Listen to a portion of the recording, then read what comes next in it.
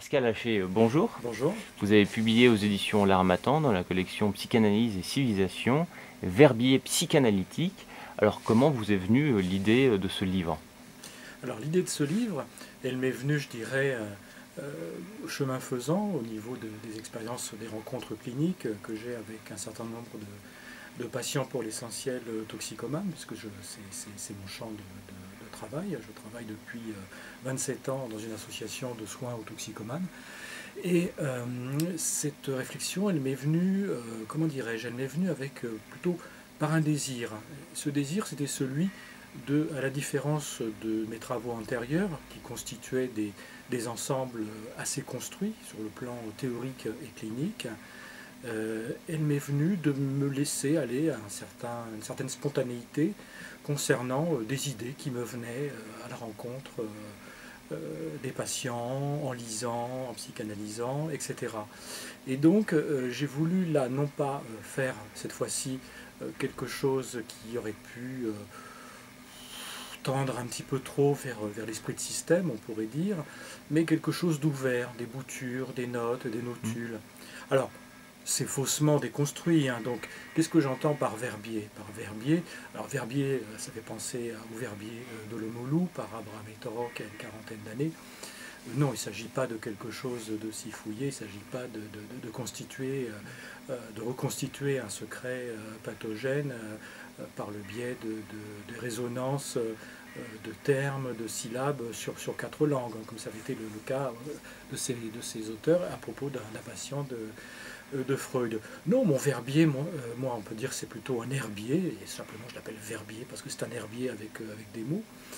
Donc ce sont des mots, ce sont plutôt des thèmes, on peut dire, hein. Donc j'ai laissé pendant quelques années venir un certain nombre de pensées, d'intuitions, qui quelquefois se développent sur 2, 3 lignes, quelquefois sur une page ou deux, et puis des propos de patients aussi, alors un petit peu déformés quand même, parce que c'est leur création à eux, hein. Il faut que, pour me l'approprier, il faut que j'apporte un petit quelque chose en plus.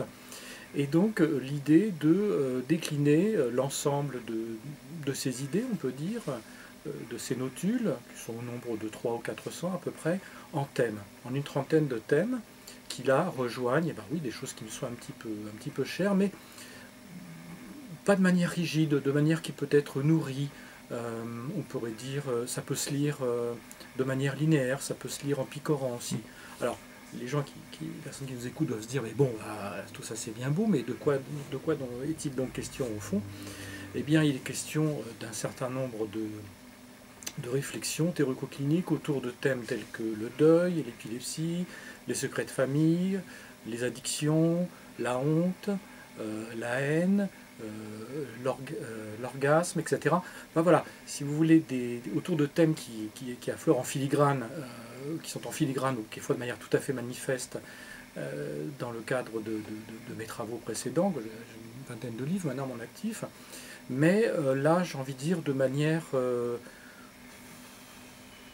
un peu, le mot va paraître bizarre, désincarcéré, désancré, de façon plus libre. Voilà. J'ai voulu avant tout faire des boutures, donc des graines, et autant jusqu'alors, eh bien, j'assumais moi-même le temps des germinations, d'élaboration, etc., jusqu'à obtenir de matière de chapitres d'ouvrage ou d'ouvrage, avec des présentations théorico-cliniques, etc.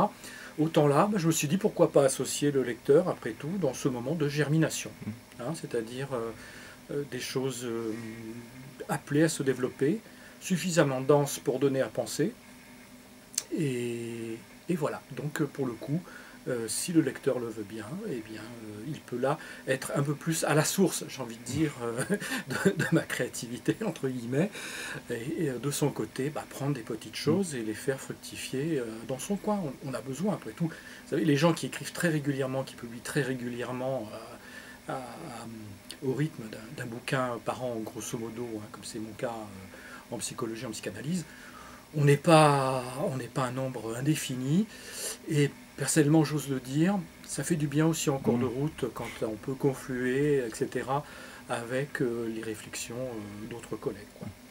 Merci beaucoup pour cette présentation. Euh, Justement, le lecteur dont vous nous parliez il y a un instant, est-ce que ça peut être un lecteur qui a relativement peu de connaissances dans votre domaine d'activité, ou est-ce que ça s'adresse quand même plutôt à un public de gens semi-professionnels ou professionnels Comme de la disait psychanalyse? l'expression, les deux, mon colonel. Hein. C'est clair, il y a des passages, etc., qui font référence à des concepts en psychanalyse, et soit on les connaît, soit on ne les connaît pas. Donc là, vaut mieux être de la partie, si on peut dire. Ceci dit, la spontanéité que je me suis autorisée est conjuguée au fait que, d'une manière générale, je n'ai pas la réputation d'un auteur illisible. Hein, j'essaye d'écrire de manière lisible, j'ai envie de dire d'abord pour moi-même. Et puis si on veut avoir des lecteurs, c'est quand même mieux. Et bien fait que d'autres personnes pourraient y picorer également, quoi, des personnes qui se posent des questions de manière générale sur leur vie, sur leur souffrance, sur leur fonctionnement psychologique, sur leurs relations, etc. Quoi. Des étudiants également.